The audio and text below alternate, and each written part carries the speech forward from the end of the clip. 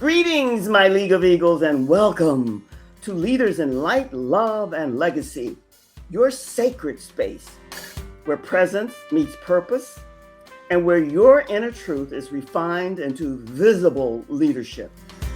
I am Joy Ruffen, and each week we gather to elevate the way you show up in the world through your authentic confidence, your intentional style, and leadership that leaves a lasting legacy.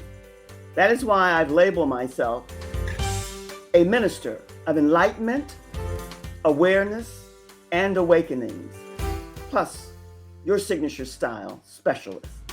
And this is more than a conversation. It is an awakening, a refinement, a return to who you truly are at your core. I'm asking you to join me every Tuesday from 6 to 7 p.m. Eastern because we will be streaming everywhere on my website, joyruffen.com, YouTube, Apple Podcasts, Spotify, iHeartRadio, Amazon Music, and more. And what is our theme this month? Well, we're in the month, it's hard to believe, but it's June. Your light reimagined. And every week I'll be bringing you a featured guest speaker. The beginning of every month, I'll do a solo. But this day, I'm bringing you a featured guest speaker, and let me tell you a little bit about her. Eliza Cooper is her name, and you're going to meet her in just a bit. Eliza works as a natural health educator and coach. And this is what I love about her. You're going to love her too. She says that she is a niece, a sister, a wife, a mother, and a natural health educator and community anchor.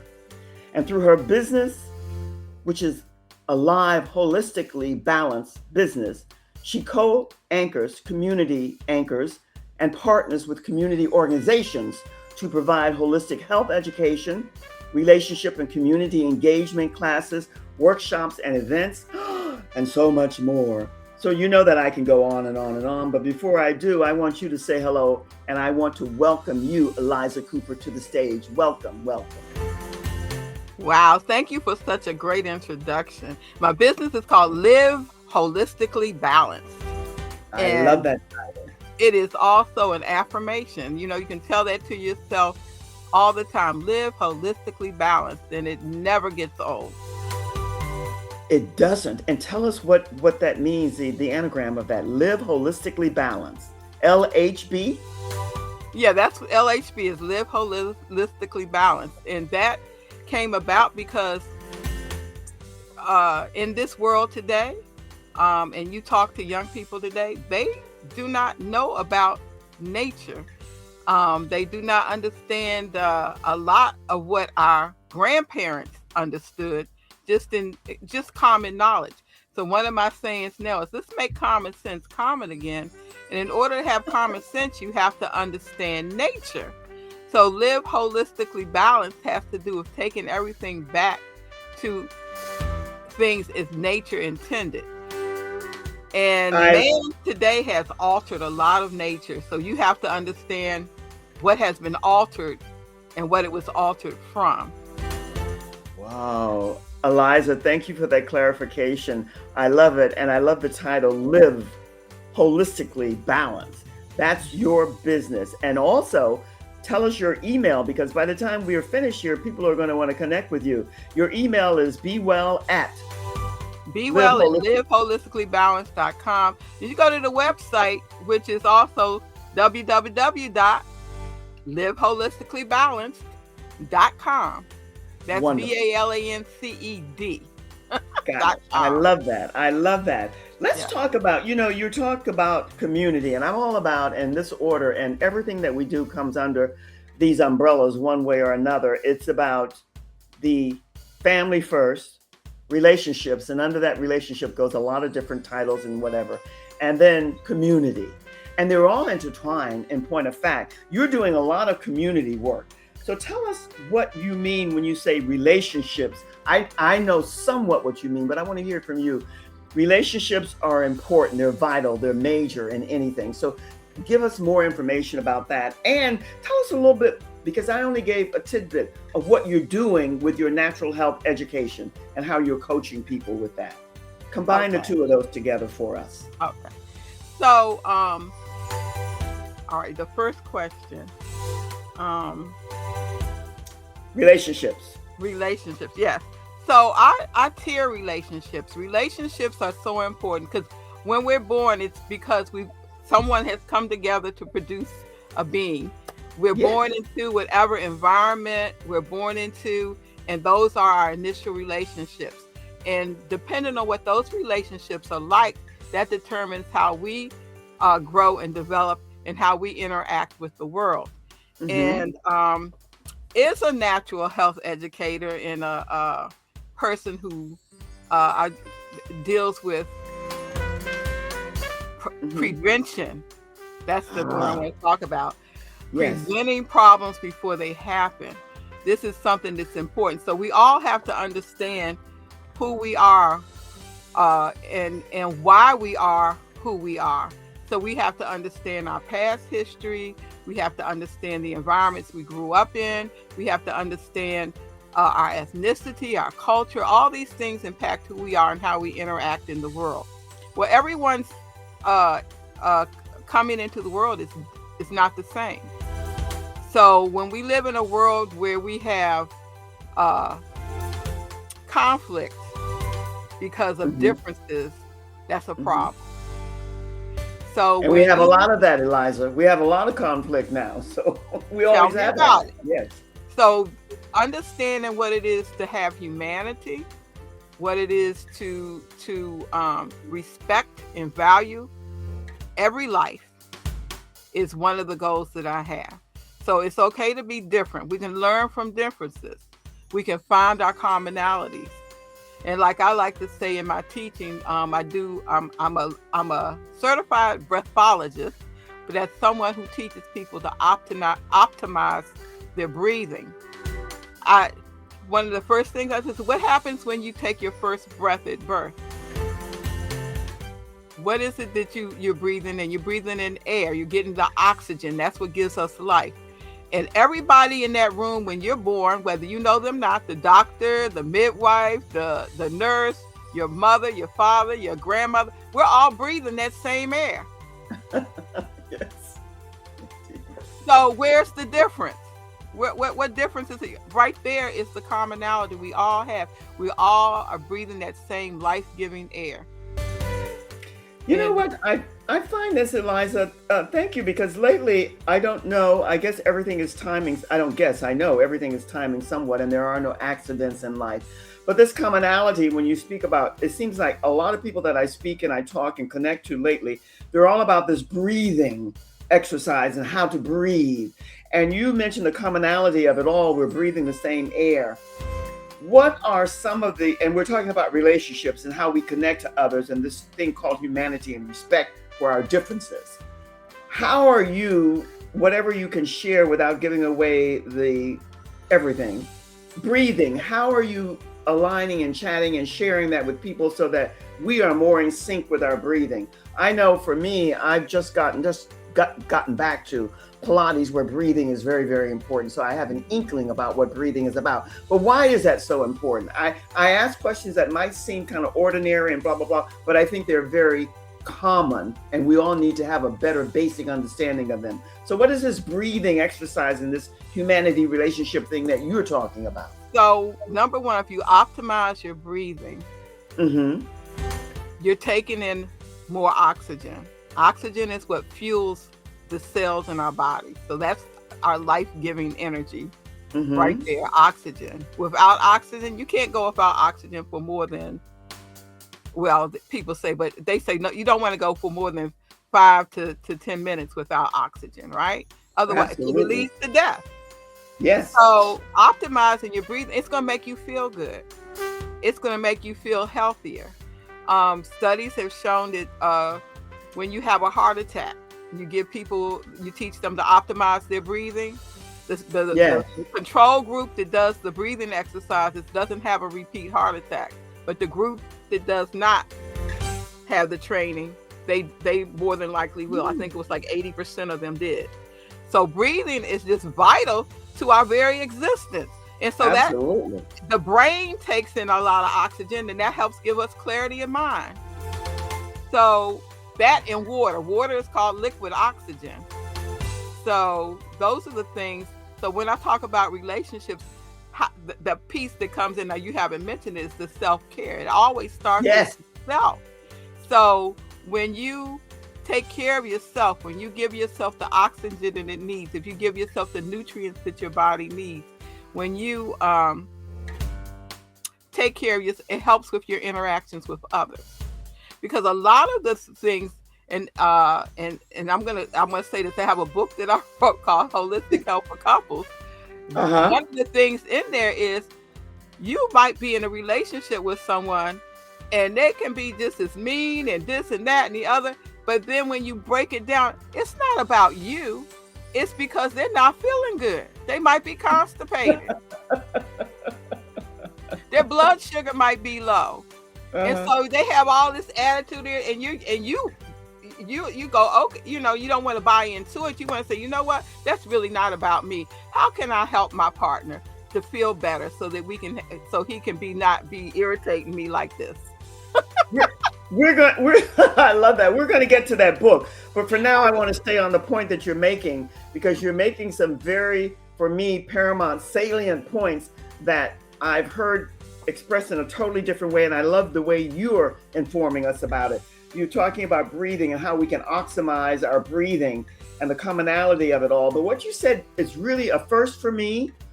Eliza, I've never heard this before. I take things, I'm a perennial student, ongoing learning. I hope that I always will be. Liquid oxygen. You said that's water. I've never heard it expressed that way before. And about self-care. Yes. How did that come to you? Because I love the way that resonated with me when you said it and you put it all together. Water is liquid oxygen. Give us a little bit more about that. Oh, you're saying that because I'm in the natural health field. That's just something that it's not germane to me. It's like, for me, that's common knowledge. Common, yes. Water is liquid because it's hydrogen and oxygen combined, and your body it takes in the oxygen. Like I said, and oxygen is fuel for the body. So one way to get oxygen in your body is by drinking water. And of course, I recommend that you drink filtered water, or you just check your source of water, because that's another area that man has impacted, that we think we're doing a good thing and like putting it in the plastics now. Don't drink plastic water out of the plastic bottles, but that's what most people do. Yes, and Eliza? Yeah. Thank you for explaining that in depth. And I love this thing called common sense. A friend of mine said the other day, actually some time ago, Joy, there's no such thing as the age of reason and common sense anymore. It's gone. I understand what he meant. And what you said, it's natural for you. It's not for a lot of people. And that's why I asked you to repeat it. Right. And then I want to share something with you. I know you know about it, but for years, and it continues to this day, especially with social media being what it is, for years, drink water. And then there came a time, and it's prevalent somewhat now, you don't need as much water as they say you need. And the same applied for coffee. Coffee is not good for you. 1 cup, boom, boom, and then now coffee is okay. So one has to decide for themselves, know themselves. And that's why you have to be the best person you can be. And that means knowing who you are. So tell us how you share with people about that, because relationships are important, but relationships, you mentioned couples, but that's when you begin to understand and know and get to know who you are. You have to be the best person you can be. And what does that mean? That means getting to know thyself, right? You have to how do you share that with people? You have to get to know yourself. So number one, knowing your history, where you came from, if you can. Yes. Not everyone can, but even just what you know of yourself and where you are, your environment that you've been in. Yes.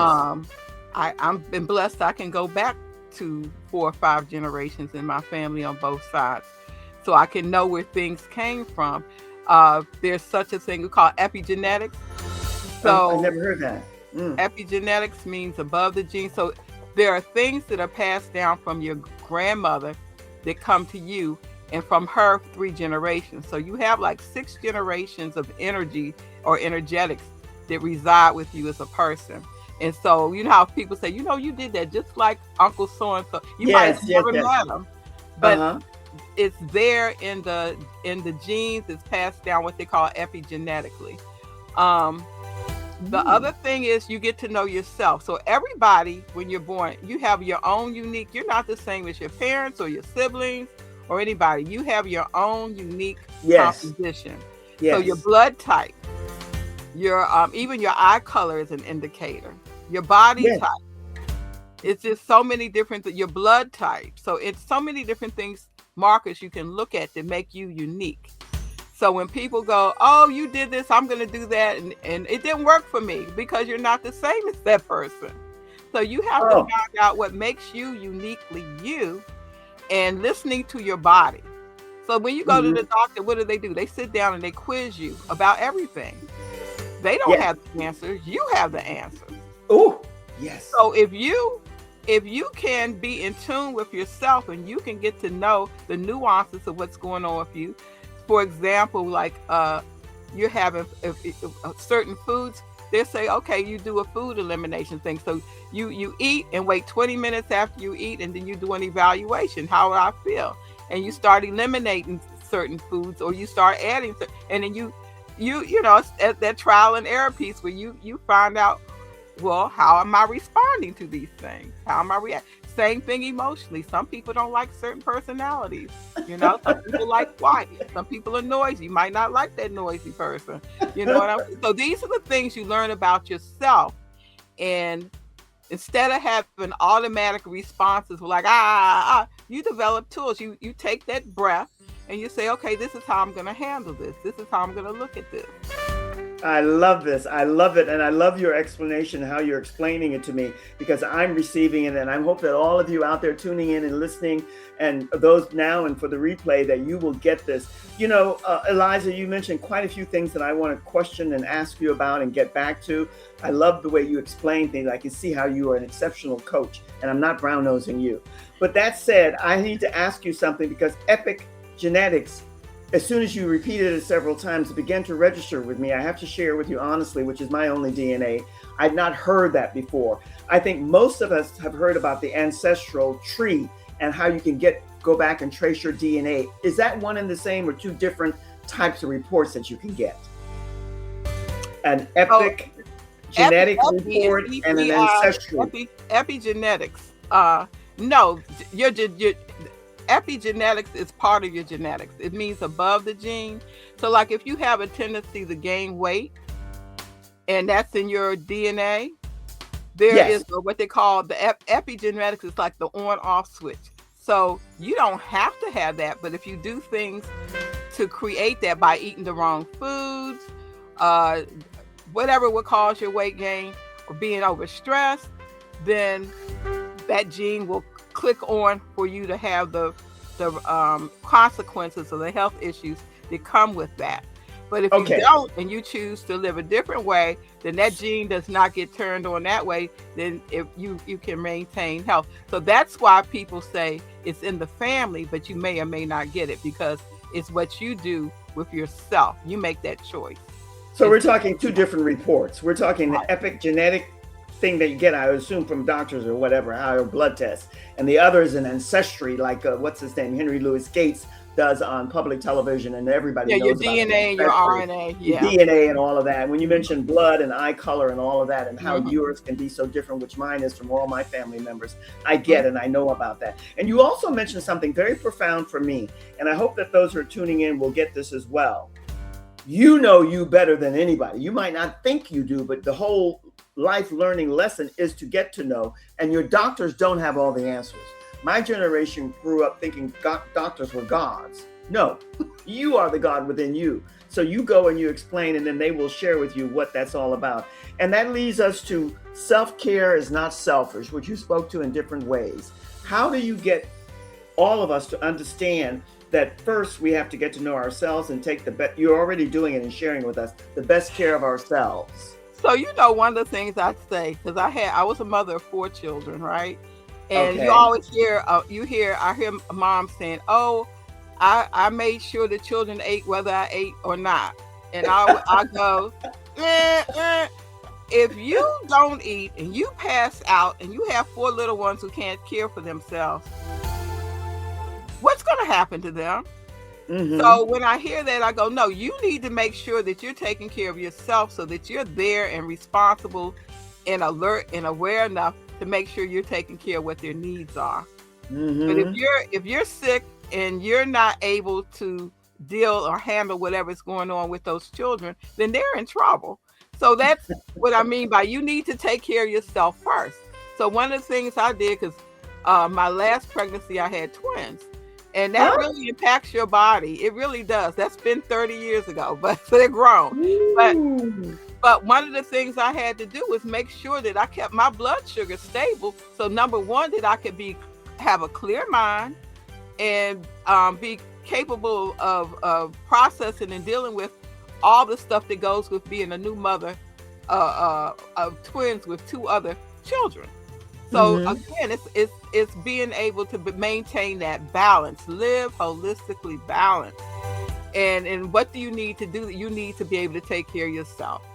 You have to be able to take care before you can help. Like on the airplane, when the mask goes down, they say get the mask on yourself so that you can then get it on somebody else. That's what Right. it's common. Again, this make common sense common. It's the practical thing to do. And people think, oh, you must sacrifice in order to show that's love. Ooh. It's not. Sacrifice is not necessarily that. I love that you brought in that airplane analogy because all the time, Eliza, that you're explaining that to me, that's the example that was running through my brain. And you talk about balance a lot. Well, it's all about balance. And that's why you have it in your email, be well at liveholisticallybalance with an ed.com. That's Yes. how they're going to connect with you. But that balance is everything. That leads me to what you gave me, which you started to speak about a wee bit earlier, and apologies I cut you short. But let's talk about this book that you have out now, Holistic Health for Couples, because relationships, family, community, it's all about relationships, however you break it down. So let's Yeah. talk about this book, 12-month plan to living a healthier together, because togetherness is what we're all about. Tell There us a you little bit go. about this book. So this book came about because in this day and time, a lot of families don't live around their grandmothers and Ooh. grandfathers and the Mm-hmm. elders. So we might be spread all over the world, actually.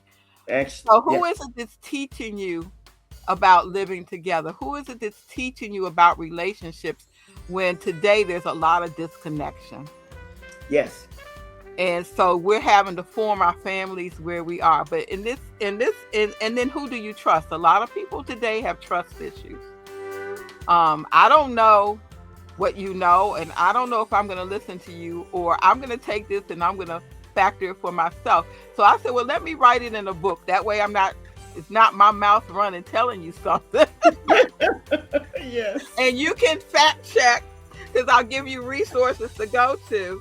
And I started just talking about positive communication. If you can't communicate positively with someone, how can you have a positive or healthy relationship with them? Then in the book, it's breathing. That's the next chapter on breathing, because it's so important in order to maintain and have balance in life, that you getting the fuel to your body that it needs to function properly. All cells need oxygen to function, and the cells have different functions. They all don't function the same. And Right. that's something else we don't understand. Um, and then hydration. The body is 80% water, approximately, and so we Mm-hmm. need water because that's what our body is made up of. Um, then quality eating. So there are trace minerals that we need that we get through the food we eat. But if they're not in the soil, then how are you getting them? So then it talks about that. What do you need to supplement? And a lot of that depends on your behavior and what you do and what you choose to eat, leading to that you need to eat the rainbow to get those different things, Mm-hmm. those Mm-hmm. different nutrients. And so the food is your medicine. Yes. And I really encourage, again, do not eat dead food. And what is that? Fast food, processed food. Anyway, so you need to be eating some live foods. And again, because man is messed with stuff, you have to make sure you're not getting bioengineered stuff yesterday. So it's almost like I don't even want to talk about it anymore. But again, going to the farmer's market or even growing your own food is what I really do encourage people to do, is if you're able to, or becoming part of community gardens. Um, Mm. and doing co-ops, those kinds of things. And then also, what is your home environment like? That's a holistic living. So if you understand, just again talking about air and breathing, that the air Mm-hmm. needs to be a certain humidity in the winter and a certain humidity in the summer. So in the wintertime, the air is dry, we have a humidifier. In the summertime, the air is moist and we have air conditioning, which takes the humidity out of the Yeah. air. Because again, when you have a terrible humidity, everybody's laid out, you can't move, you're lethargic, you can't think. In the wintertime, if you're too, if you don't have that, your noses, you get nosebleeds. And so again, that balance you have to find out. And if you don't live someplace that has the same temperature and conditions year round, then you have to adjust that. So we Oh have my the heat goodness. and the cold. So again, all these things we talk about because it impacts your relationships with others. If you're not feeling well and you're not doing well, you don't want to be bothered. So you get irritated. And this is what, causes problems. You want to be Yes, positive. yes, Right. yes, yes, yes. You loaded us up with a lot of potent information there. And the way that you started off warms my heartstrings because I'm very much aware of this. I often say, Eliza, that we're in the Insta society. Everybody wants everything yesterday and don't want to work. But I never thought that, and I'm not a happy senior that would complain. I don't complain about the other generations. But you mentioned two words there: communications, the ability to communicate, and that word trust, which has somewhere gone too far out into the stratosphere without the true depth of it. Because the impact that we're making now and the fast foods and the home environment and what's not in the soil, all of these things are major. And we're talking about your book, which is 12 months, a plan to living a healthier together. Together is what we're talking about in the community. So that home environment is important. But my generation, and I'm assuming, which is somewhat daily, maybe yours, soon after that began to dissipate. And now it's technology and people are addicted to the phone and everything is in the phone, but it's not truth many, many times. So I really have received what you're saying. And I think the pivotal point there is about the way we're communicating today and the trust issues that we have because the home environment is not as stellar as it needs to be. So my question to you, and I don't expect a clear-cut answer, but where do we begin other than what you're doing now, which is being a big part of your community to make people more aware of what can be done to get more in sync with their genetic mode and DNA and all of that? What can we do, all of us, more? Well, it goes back to what I said before. You pay attention to yourself. You Yes. educate yourself. You learn to trust yourself. I mean, they talk about, have you heard of somatics? Your body Yes. keeps score. So that's Yes. part of that's the current terminology and usage that people are say, oh, are you in tune with the somatics of your body? And so when something, even with emotions, Yes. you don't know this, but you can actually, if you relax and breathe, you can ask your body, why is it that my stomach is hurting? And you will Mhm. might Receive hear the an answer. answer. Right. Mhm. But you have to open Mhm. yourself to be able to receive whatever it is if you ask, because the brain is so powerful. It knows, Oh my it has goodness. knowledge, and we have to tap into it because we have that subconscious that we don't Right. tap into all the time. And it can tell us things that if we ask, Yes, like and Eliza, you nailed it when you say pay attention, pay but you attention. also added to that trust yourself. I think because we're in a society where everything we want yesterday, that paying attention to ourselves and listening, that's what we have to not necessarily get back to, but begin to open up ourselves more to listening to that body, Right. our body, this vessel, this And temple you that's and, ours.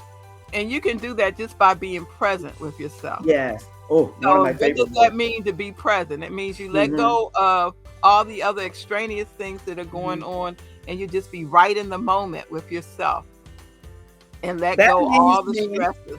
Hmm? Oh my God. You know, Eliza, you and I could go on, but that leads me to this new book that you have out. You mentioned presence and being in the moment.